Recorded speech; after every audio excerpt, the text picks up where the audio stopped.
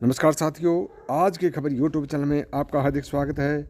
आज मैं आपके लिए एक बहुत ही महत्वपूर्ण खबर लेकर आया हूं। 51 साल कांग्रेसी रहे गुलाम नबी आज़ाद ने आखिर क्यों छोड़ी पार्टी? सोनिया गांधी को भेजा 5 पेज का इस्तीफा। गुलाम नबी आज़ाद ने राहुल गांधी पर लगाए 10 बड़े आरोप। दोस्तों, अभी ये सभी खबरें विस्तार से। पिछले करीब 5 दशक से कांग्रेस से जुड़े रहे गुलाम नबी आज़ाद ने शुक्रवार को कांग्रेस छोड़ दी। उन्होंने 5 पन्नों का इस्तीफा अंतरिम अध्यक्ष सोनिया गांधी को भेजा। जानिए इस चिट्ठी में उन्होंने क्यों राहुल गांधी को अपरिपक्व और बचकाना बताते हुए टिप्पणियां की हैं।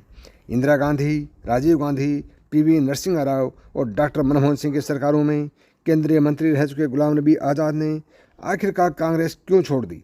हाल ही के महीनों में कपिल सिब्बल के बाद गुलाम नबी आज़ाद ऐसे दूसरे बड़े नेता हैं जिन्होंने कांग्रेस को अलविदा कहा है।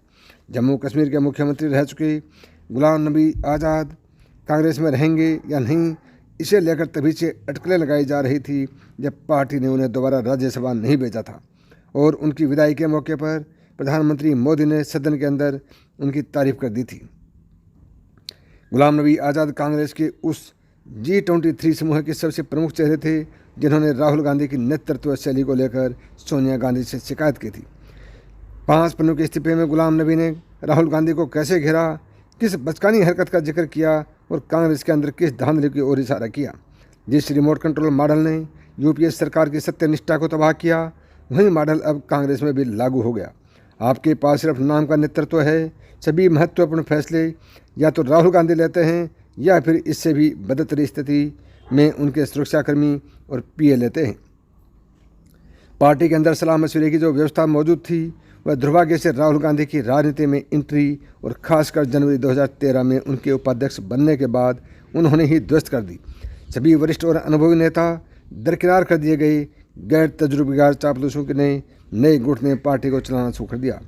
अपरिपक्वता का सबसे बड़ा उदाहरण है राहुल गांधी द्वारा मीडिया के सामने एक सरकारी अध्यादेश को फाड़ देना। इस अध्यादेश की अवधारणा कांग्रेस की कोर ग्रुप की थी। केंद्रीय कैबिनेट ने इसे पारित किया था। इस बचकाने व्यवहार से प्रधानमंत्री और सरकार की स्थिति कमजोर हुई। 2019 के बाद कांग्रेस की स्थिति बदतर हुई है। राहुल गांधी ने आवेश में इस्तीफा तो दे दिया, लेकिन इससे पहले वे वर्किंग कमेटी की बैठक में शामिल उन सभी वरिष्ठ पदाधिकारियों का अपमान करना नहीं भूले जिन्होंने पार्टी के लिए अपना जीवन खपा दिया।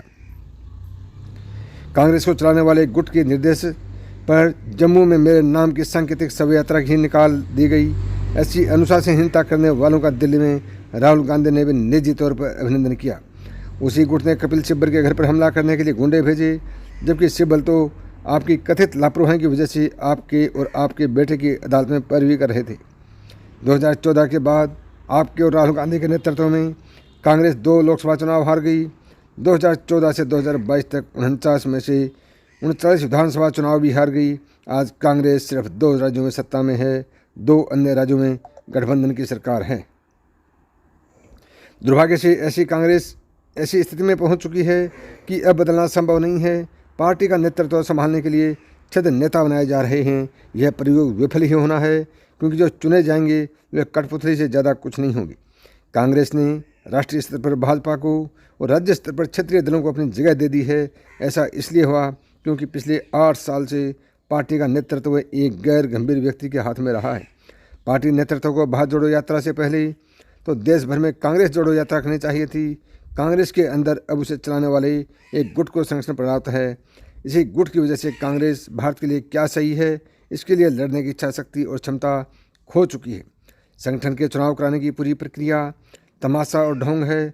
24 अक्टूबर रोड पर बैठा एक गुट सूचियों पर दस्तखत करवा रहा है। पार्टी के अंदर बड़े पैमाने पर हो रही धांधली के लिए कांग्रेस नेतृत्व ही पूरी तरह से जिम्मेदार है। दोस्तों, ये बड़े आरोप थे जो गुलाम नबी आज़ाद ने कांग्रेस पार्टी और खास करके राहुल गांधी पर लगाए हैं। दोस्तों, अभी तक आपने आज की खबर यूट्यूब चैनल को सब्सक्राइब नहीं किया है तो अभी सब्सक्राइब करें। नमस्कार दोस्तों।